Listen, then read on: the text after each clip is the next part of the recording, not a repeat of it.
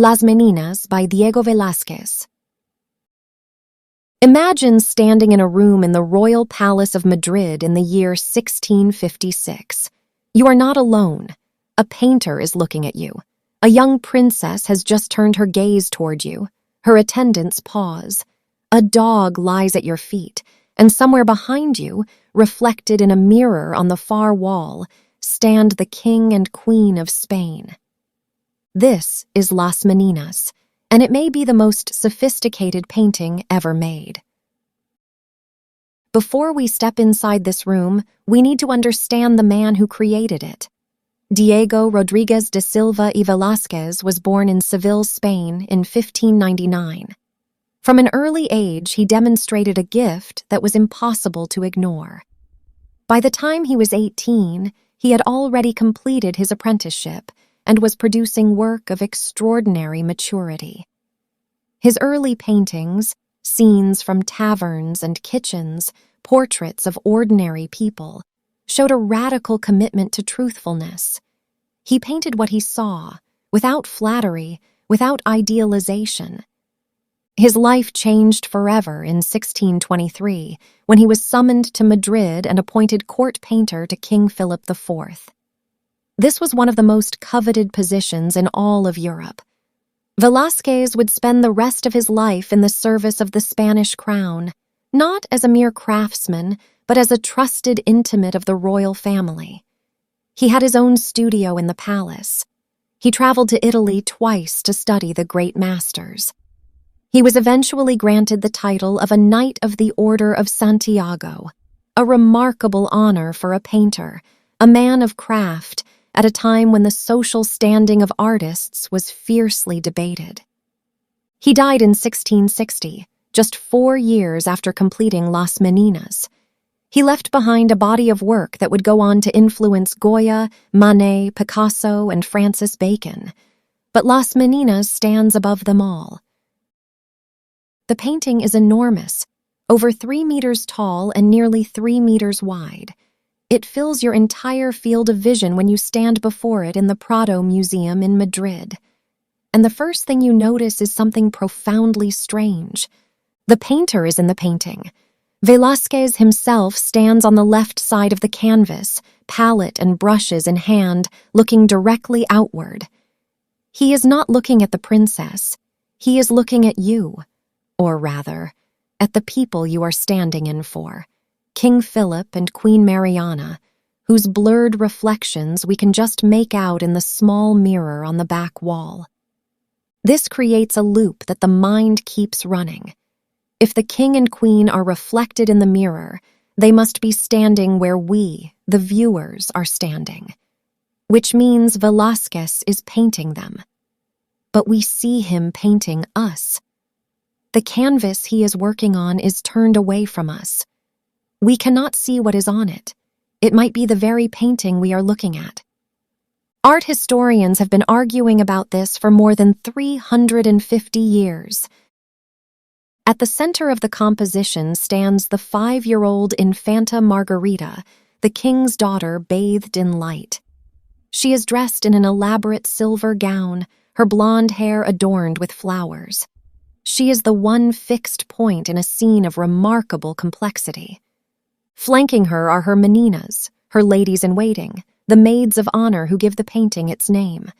On the left, one of them kneels, offering the princess a small red clay vessel called a bucaro, likely filled with water or chocolate.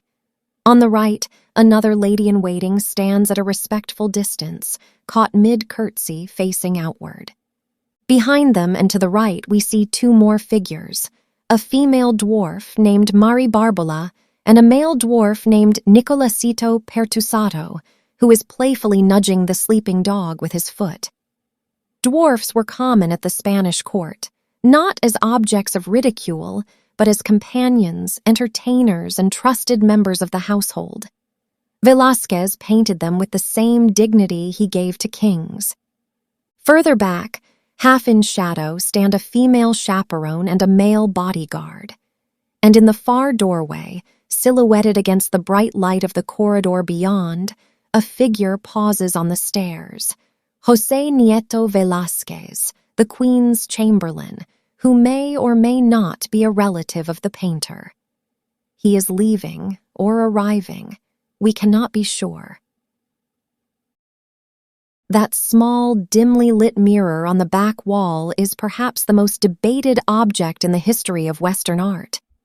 Does it reflect what Velázquez is actually painting on his large canvas?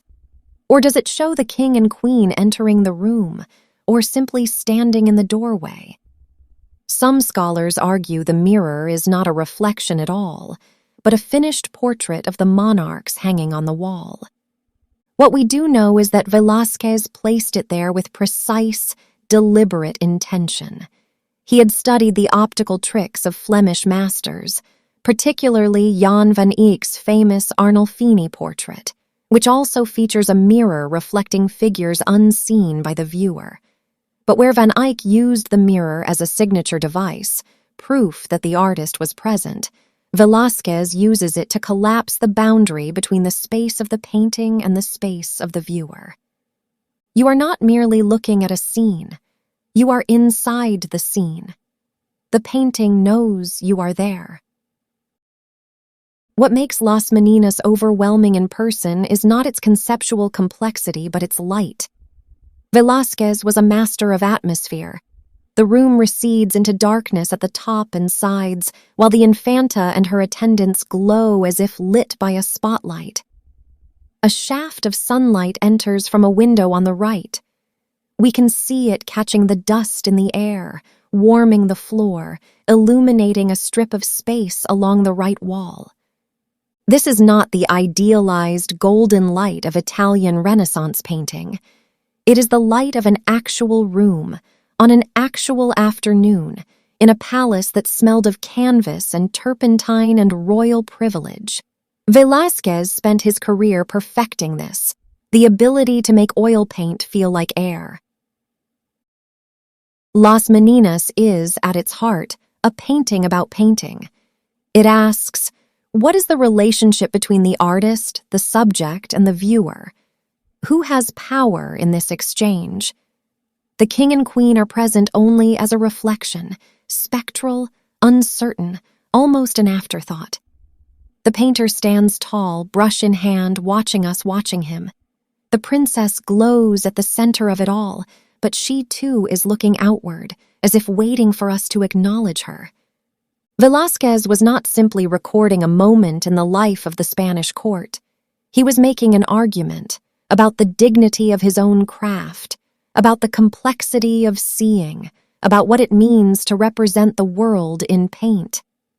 3.5 centuries later, that argument has not lost a single gram of its force. If you ever find yourself in Madrid, go to the Prado, stand in front of this painting, let it look back at you. You will understand, in a way no description can fully convey, why Diego Velázquez is considered one of the greatest painters who ever lived. Thank you for watching. If you enjoyed this analysis, please subscribe and leave a comment below. What other works would you like to explore? See you next time.